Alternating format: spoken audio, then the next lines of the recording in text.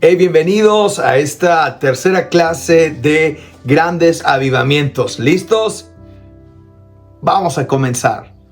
Hoy vamos a estar hablando acerca de ciertas cosas importantes de los grandes avivamientos. Vamos a hablar sobre la duración de los avivamientos y vamos a ver algunas de las personas más influyentes de los avivamientos, así como organizaciones, pero también vamos a aprender aquello que no hicieron bien. Vamos a hablar de los errores de los grandes avivamientos y también vamos a entender cómo hoy podemos nosotros cuidar y guardar lo que el Espíritu Santo está haciendo.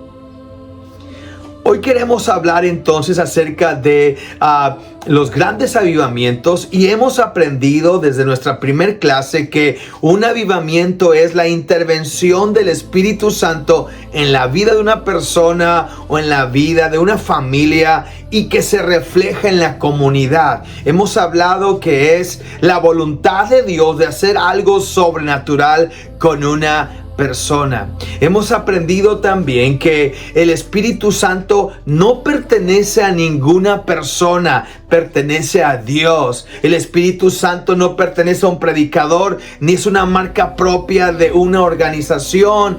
Él sopla donde Él quiere. Así que vamos allá, vamos a ver acerca de cómo unos avivamientos duran y otros mueren. ¿Cuál es la razón?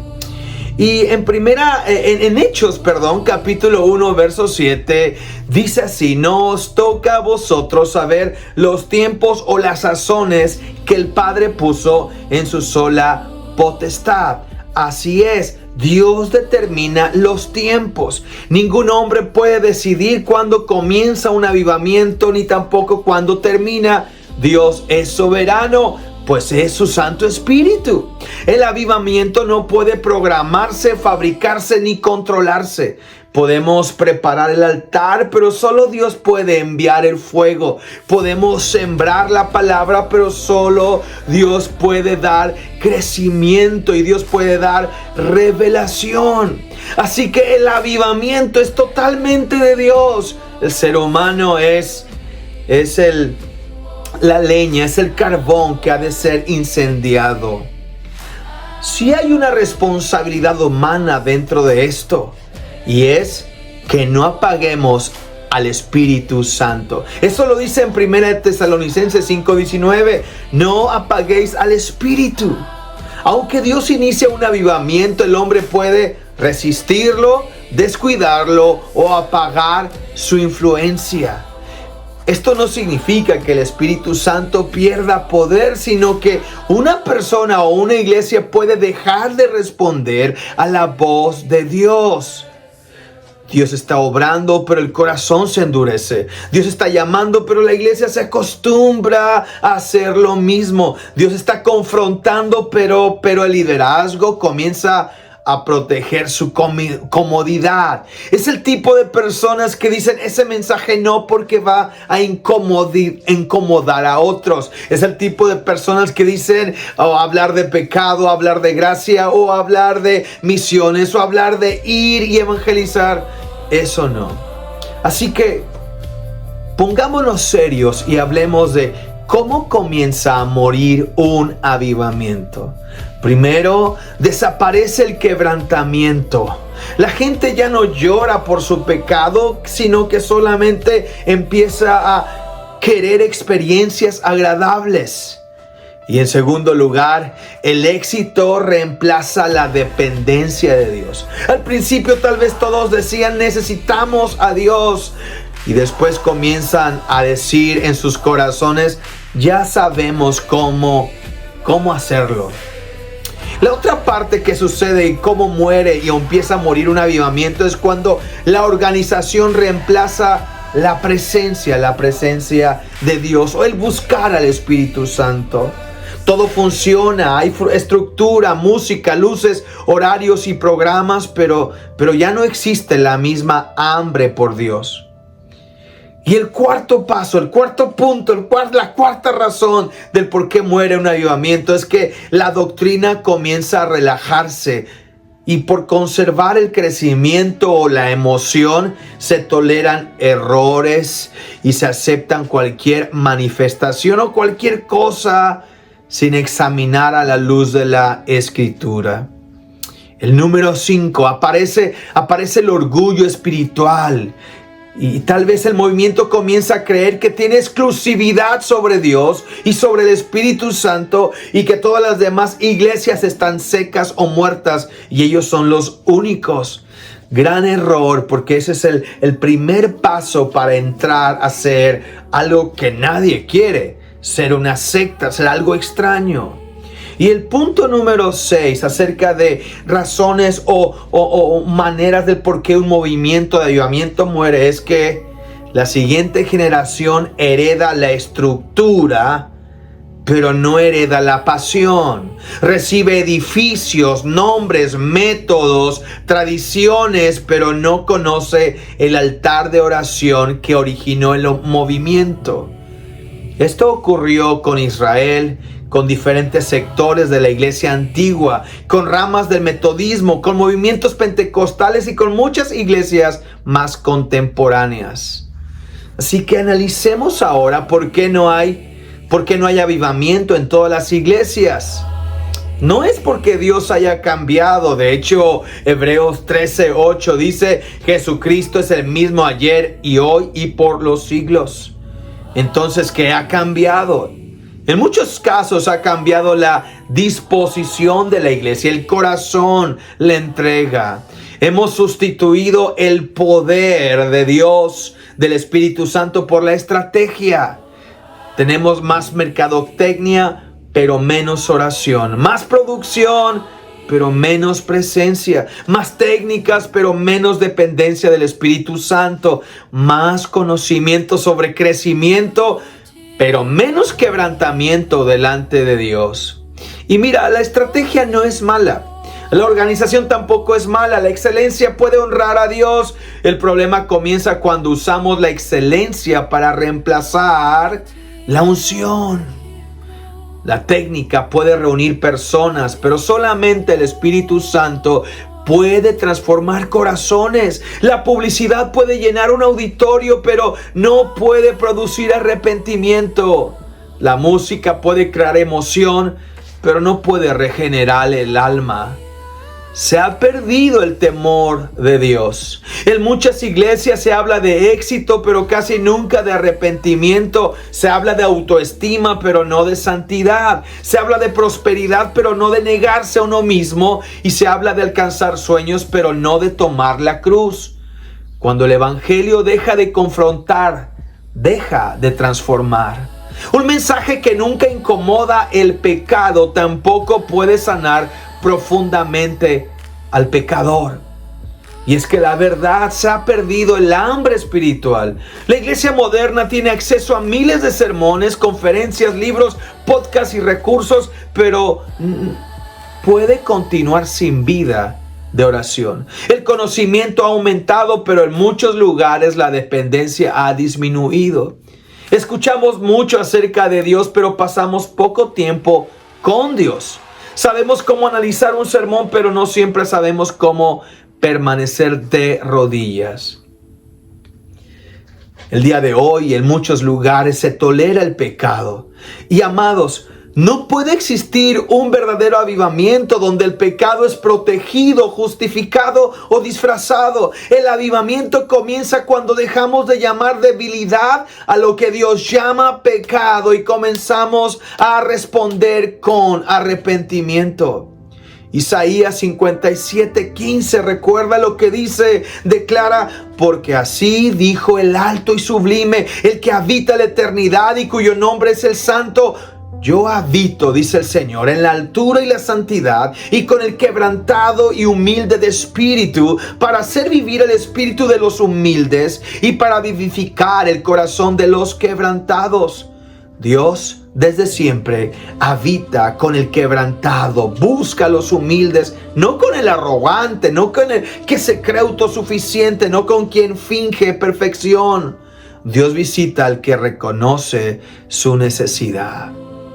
Hay una gran diferencia entre una iglesia apagada y una iglesia avivada. Una iglesia apagada vive en rutina. Una iglesia avivada vive con expectativa. ¿Qué es lo que Dios querrá hacer hoy? Una iglesia apagada depende del programa. Una iglesia avivada depende de la presencia de Dios. Una iglesia apagada tiene mucha actividad, pero poco fruto espiritual. Una iglesia avivada produce arrepentimiento, conversión, restauración y envío. Una iglesia apagada escucha sermones solamente motivacionales o terapéuticos. Una iglesia avivada recibe exposición bíblica con autoridad, gracia y verdad, y desde el Antiguo Testamento y al Nuevo Testamento. Una iglesia apagada tiene una oración fría, breve y mecánica, pero una iglesia avivada clama con fervor y perseverancia. Una iglesia apagada casi nunca evangeliza, pero una iglesia avivada no puede guardar silencio acerca de Cristo. Una iglesia apagada forma consumidores, pero una iglesia avivada forma discípulos. Una iglesia apagada pregunta: ¿qué puede ofrecerme esta iglesia? ¿O qué puede ofrecerme el domingo esta iglesia? Pero una persona avivada pregunta: ¿cómo puedo servir a Cristo y alcanzar a los perdidos? Una iglesia avivada no necesariamente tiene más personas, más dinero o mejores instalaciones. Escucha bien esto. Pero tiene una conciencia profunda de la presencia, la santidad y la misión de Dios. Vamos a hablar sobre algunos de los más grandes avivadores de la historia. Y vamos a hablar primeramente de Jonathan Edwards. Jonathan Edwards nació en 1703 y murió en 1758. No fueron muchos años los que vivió, 45 años. 45 años donde él sirvió para ver la gloria de Dios. Él fue un pastor, filósofo, misionero, teólogo y una de las principales figuras del primer gran despertar en las colonias norteamericanas. No era conocido como un predicador teatral. Frecuentemente él leía sus sermones con un tono serio y como contenido. Sin embargo, sus palabras tenían profundidad teológica y un sentido penetrante de la santidad de Dios. Uno de los sermones más conocidos de Jonathan Edwards fue "Pecadores en las manos de un Dios airado". Eso fue predicado en 1741 y durante aquella predicación muchas personas fueron profundamente convencidas de pecado y clamaron por misericordia.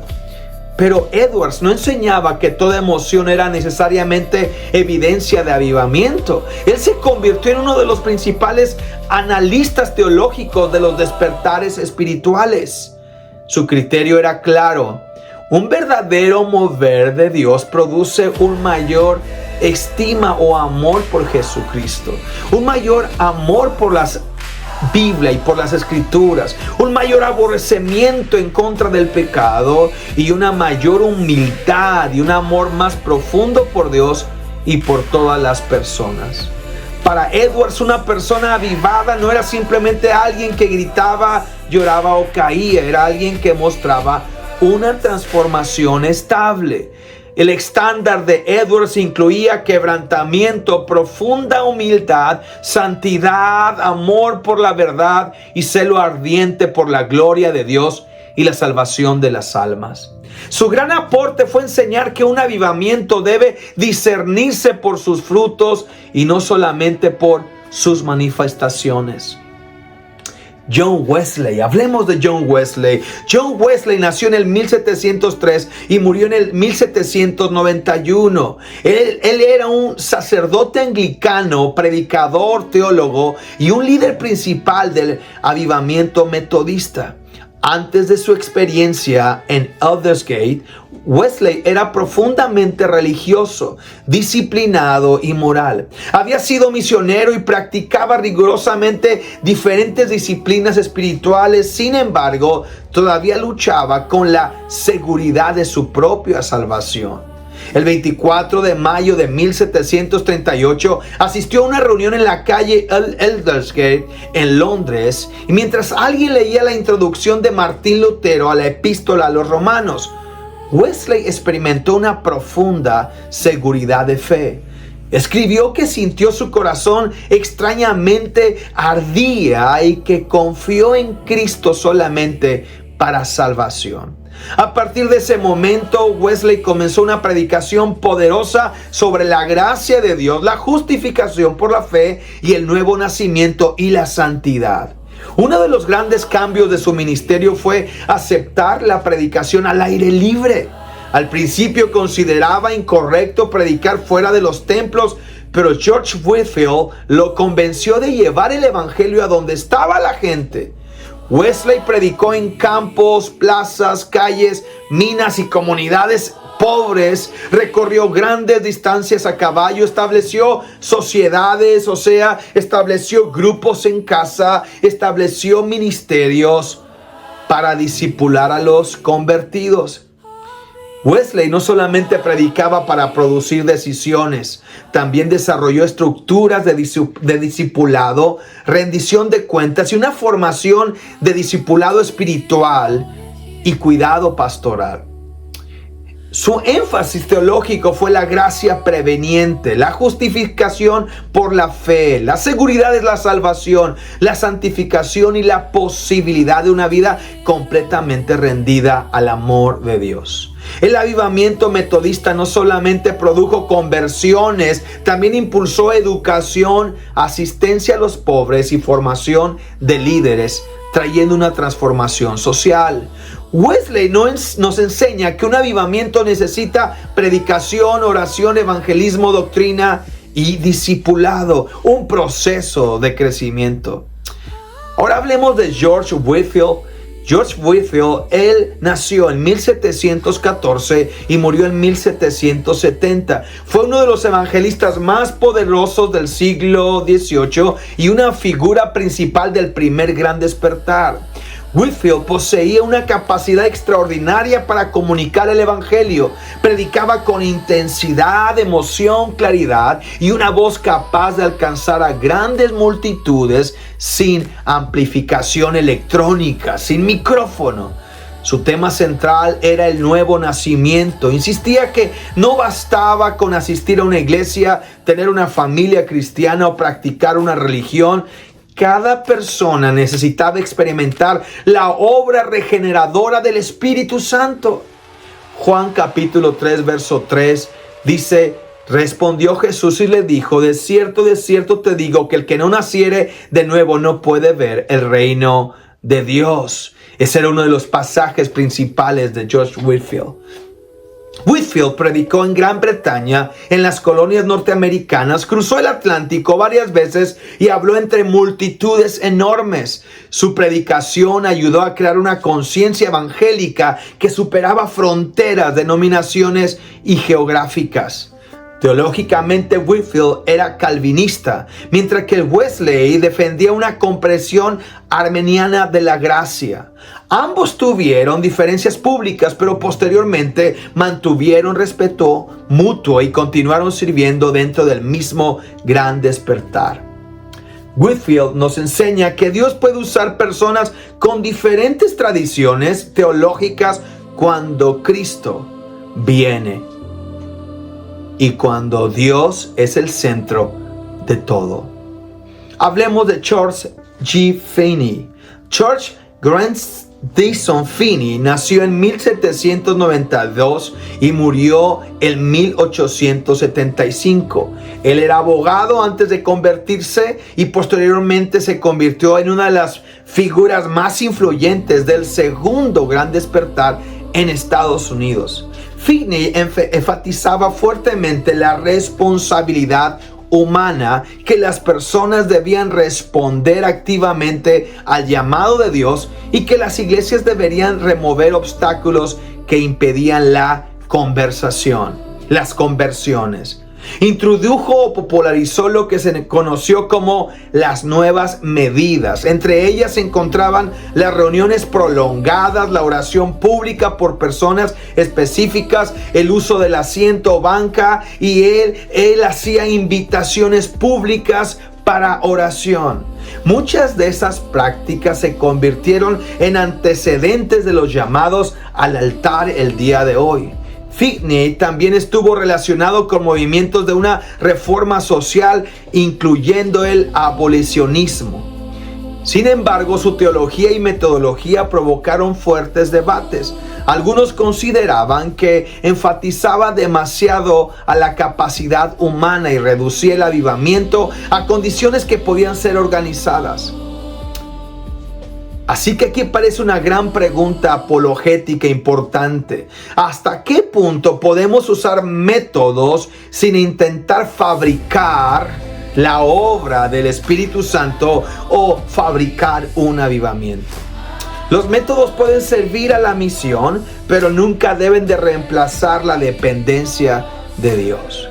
El legado de Finney es poderoso, pero también nos obliga a evaluar el peligro del pragmatismo. Pensar que si algo produce resultados visibles, necesariamente viene de Dios. Hablemos ahora acerca de Evan Roberts. Evan Roberts nació en 1878 y murió en 1951 y fue una de las figuras más conocidas del avivamiento de Gales de 1904.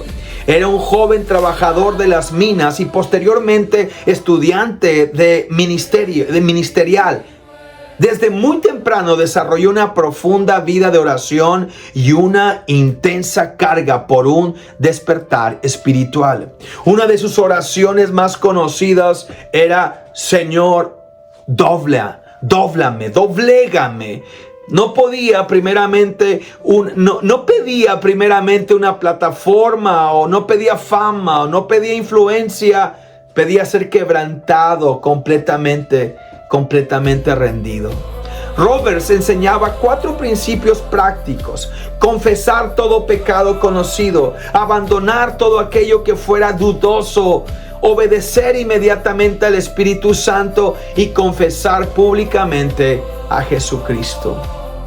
Durante el avivamiento de Gales, muchas reuniones se caracterizaron por oración espontánea, cantos, testimonios, confesión de pecados y una fuerte participación de jóvenes y de personas comunes.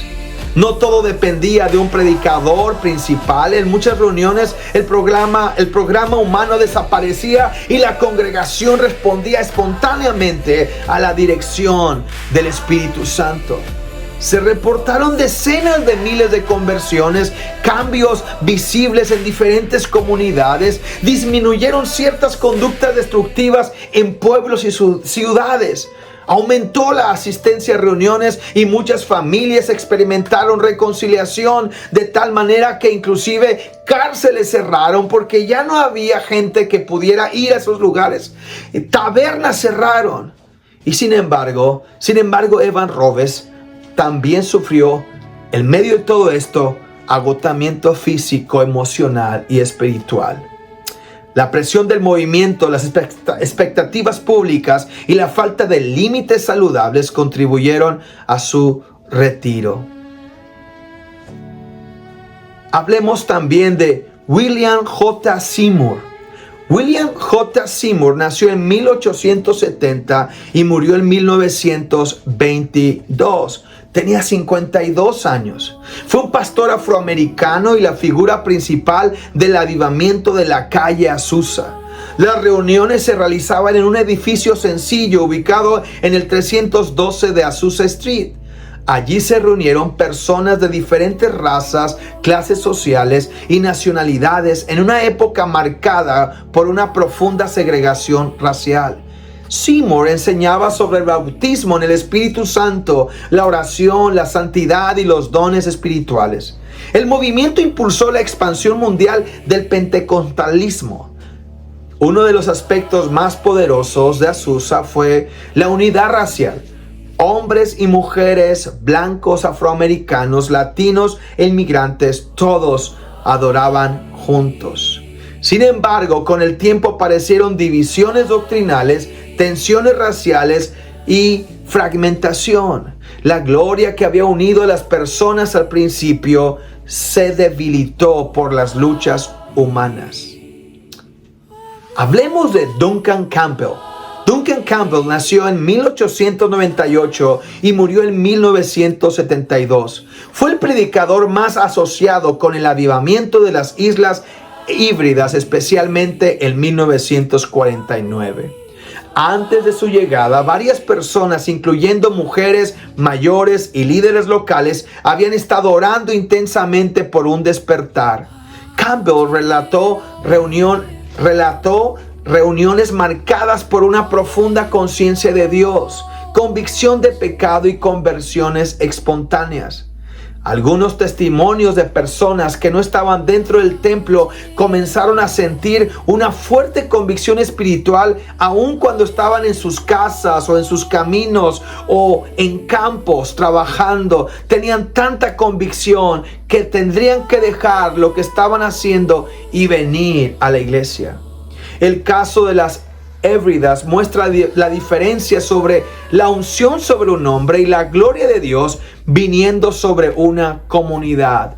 Esta historia, este testimonio nos recuerda que hay unciones sobre hombres y hay una gloria sobre un hombre, pero hay una gloria de Dios cuando viene una comunidad que todo sucede. Cuando la unción está sobre un hombre, la gente reconoce el don, la predicación y el respaldo espiritual del ministro. Pero cuando la gloria de Dios visita un lugar, el canal humano parece desaparecer y toda la comunidad adquiere conciencia de la presencia divina. Hablemos de David L. Moody. David Lyman Moody nació en 1837 y murió en 1899. Comenzó como vendedor de zapatos y llegó a convertirse en uno de los evangelistas más reconocidos de su generación. No tenía una educación teológica formal extensa, pero poseía una gran pasión para alcanzar a las personas. Desarrolló campañas evangelísticas en Estados Unidos, Gran Bretaña y trabajó junto al músico Ira Sankey. Moody combinó evangelismo, educación bíblica y trabajó con niños y jóvenes. Su ministerio dio origen a instituciones que continuaron después de su muerte. Su vida demuestra que Dios puede usar a una persona común con una pasión extraordinaria por las almas. George Henson Spurgeon. Él nació en 1834 y murió en 1892. Fue pastor bautista en Londres y es conocido también como el príncipe de los predicadores. Aunque no encabezó un avivamiento nacional específico, su ministerio fue parte del gran despertar del siglo XIX. Predicó acerca de la centralidad de Cristo, la autoridad de la Biblia, la necesidad de conversión y la soberanía de Dios. También fundó un colegio para pastores, orfanatos y diferentes obras de misericordia. Spurgeon sufría profundamente cuando veía que las iglesias cambiaban la doctrina para adaptarse a la cultura. Defendió la verdad bíblica aun cuando esa posición le produjo aislamiento de muchos.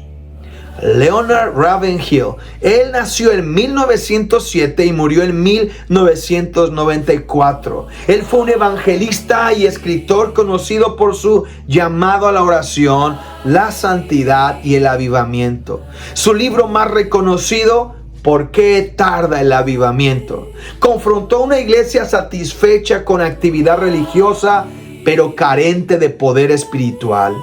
Ravenhill repetía que la iglesia tenía muchos organizadores, pero pocos agonizadores. Muchos predicadores, pero pocos intercesores. No encabezó un avivamiento nacional, pero su mensaje despertó hambre espiritual en pastores, líderes de diferentes generaciones. Y Res Owens Rex Oldwell nació en 1879 y murió en 1950. Fue un misionero galés e intercesor profundamente comprometido con la oración. Fundó una escuela bíblica en Gales y desarrolló una vida de intercesión marcada por sacrificio, obediencia y perseverancia. Su énfasis nos recuerda que detrás de muchos avivamientos visibles existen intercesores anónimos que nunca suben a una plataforma. Quiero terminar este tiempo acerca de los errores más comunes de los avivamientos. Vamos a hablar acerca de los errores más comunes. El primer error más común es pensar que el hombre es el que produce el avivamiento. Pensar que el hombre, que el predicador, que el evangelista es el que produce el avivamiento. Cuando la gente comienza a seguir más al predicador que a Cristo, el movimiento empieza a corromperse. Y cuando el predicador se vuelve una celebridad, su opinión ya no puede cuestionarse y toda crítica bíblica se considera un ataque contra Dios mismo. Escucha, ningún ministro debe ocupar el lugar que le pertenece a Cristo. Y ese ha sido un error de los más grandes. El error número 2 que yo veo acerca de por qué ha sucedido en los avivamientos y por qué se apagan los avivamientos es que la iglesia, los lugares, las personas buscan manifestaciones antes que santidad, antes que vivir para Dios o antes que ser obedientes. Algunas personas comienzan buscando a Dios, pero terminan buscando simplemente sensaciones. Quieren caer, quieren temblar, quieren llorar, quieren ver cosas con sus ojos nada más naturales. Quieren ver aceite, quieren ver diamantes, pero no están interesadas en abandonar su pecado. Una manifestación puede acompañar la obra de Dios, pero la evidencia principal continúa siendo el fruto. El fruto es la evidencia principal de una obra de Dios en una persona, en una iglesia, en una comunidad. Gálatas 5:22 dice: mas el fruto del Espíritu de que Él está es amor, gozo, paz, paciencia, benignidad, bondad, fe, mansedumbre, templanza. Contra tales cosas no hay ley. El siguiente error del por qué ha pasado en los avivamientos pasados y sigue pasando es convertir el avivamiento en un espectáculo. Cuando el escenario reemplaza el altar, la imagen reemplaza el carácter, la marca reemplaza a Dios, el nombre de Dios, donde la publicidad reemplaza la oración, el movimiento pierde profundidad. La excelencia puede servir a Dios, pero el espectáculo busca solamente impresionar a las personas. El siguiente error es descuidar la sana doctrina. Algunos movimientos aceptaron enseñanzas de sus líderes sin un fundamento bíblico, porque parecía bueno o parecía producir algún cierto tipo de resultado. Pero el Espíritu Santo nunca contradice la palabra que Él mismo inspiró. Otro error es el orgullo espiritual. Algunos movimientos comenzaron con humildad, pero terminaron creyendo que eran el único lugar donde Dios estaba obrando, o los únicos que Dios usaría. El orgullo convierte el testimonio en superioridad y la identidad en sectarismo. Y eso nos aleja de la humildad y del corazón en el cual Dios viene a habitar. Y el siguiente error es institucionalizar el mover. La organización es necesaria para cuidar el fruto. El problema aparece cuando la estructura comienza a controlar aquello que debería servir. Lo que comenzó con una relación viva termina convertido en una fórmula. Se repiten canciones, frases, métodos y horarios tratando de recrear lo que Dios hizo anteriormente. Pero no se puede repetir mecánicamente una visitación soberana. Y el siguiente error es falta de discipulado. Muchos movimientos produjeron grandes cantidades de decisiones, grandes multitudes de personas que vinieron, pero no siempre fueron formados en discípulos. No hubo un proceso, no hubo una consolidación, no hubo un seguimiento. Sin enseñanza bíblica, comunidad, rendición de cuentas y formación espiritual, el fruto puede simplemente desaparecer. Y otro error que acompañó a los grandes líderes de avivamientos fue y ha sido el agotamiento del líder. Algunos avivadores trabajaron sin descanso, cargaron expectativas imposibles y terminaron emocionalmente destruidos. El cansancio puede disminuir el discernimiento, afectar las relaciones y abrir puertas a malas decisiones. Jesús mismo se retiraba para orar y descansar. La espiritualidad saludable reconoce los límites humanos. Y el siguiente error en muchos hombres de avivamiento fue la falta de rendición de cuentas. Cuando un predicador crece rápidamente y nadie puede corregirlo, aparece un peligro enorme. ¿Por qué? Porque todo líder necesita supervisión, comunidad, consejo y personas con autoridad para confrontarlo. El don no sustituye el carácter. La unción no sustituye la integridad. Ese ha sido un error muy marcado en las vidas de los grandes avivadores. Y el siguiente error han sido pecados sexuales, financieros y abuso de poder. Algunos predicadores, avivadores terminaron destruyendo su credibilidad por inmoralidad sexual, manipulación financiera o abuso de autoridad. No basta con predicar santidad, el predicador debe de vivir bajo los mismos principios que enseña. Otro error que ocurre y ha ocurrido muy notoriamente es la exageración de testimonios. En algunos movimientos se exageraron cifras, milagros, conversiones o cambios sociales. El avivamiento no necesita propaganda falsa. El Espíritu Santo no necesita propaganda falsa. La verdad honra al Espíritu Santo. Cuando se exagera para impresionar, se pierde credibilidad y se facilita la crítica legítima. Así que es muy bueno para recordar y pensar dónde estamos parados y qué necesitamos hacer. Dios les bendiga a todos ustedes. Quiero darles la conclusión de esta tercera clase. La historia demuestra una verdad constante en todo el tiempo, que Dios sigue buscando hombres y mujeres completamente rendidos.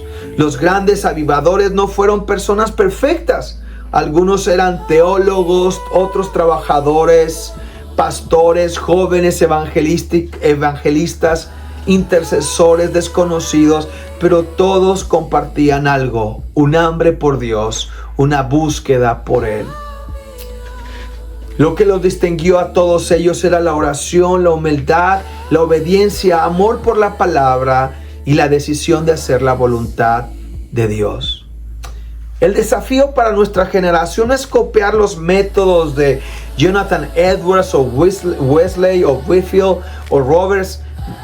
Necesitamos buscar a Dios con esa misma pasión y ese mismo carácter. No necesitamos copiar el tono de voz de los avivadores. Necesitamos recuperar su altar, su búsqueda. No necesitamos repetir mecánicamente sus métodos. Necesitamos recuperar su hambre que ellos tenían. No necesitamos admirar solamente sus plataformas y cuánta gente juntaban. Necesitamos aprender de sus lágrimas, sus errores y sus sacrificios y su obediencia. Los avivamientos del pasado no existen para que los contemplemos con nostalgia. Existen para recordarnos que el Dios que visitó a su iglesia ayer, Él sigue siendo el mismo hoy y siempre. Entonces la pregunta también es, ¿estamos dispuestos a pagar el precio espiritual de convertirnos en una generación que esté preparada para recibirlo? Porque mira, para recibir el avivamiento se necesita hambre y una obediencia al 100%. Se necesita hambre por Dios y un deseo de no estar igual jamás. Que esta sea nuestra oración. Señor, aviva tu obra. Comienza en nosotros, Señor. Comienza en tus hijos. Comienza. Ven, Señor, porque no buscamos fama. No buscamos nada de este mundo. Buscamos hacer tu voluntad. Señor, quebrántanos. Quebrántanos, Señor. Dios, porque te necesitamos. Ayúdanos. Trae tu revelación y tu favor sobre nosotros. Amén. Que Dios traiga una vez más avivamiento para ti.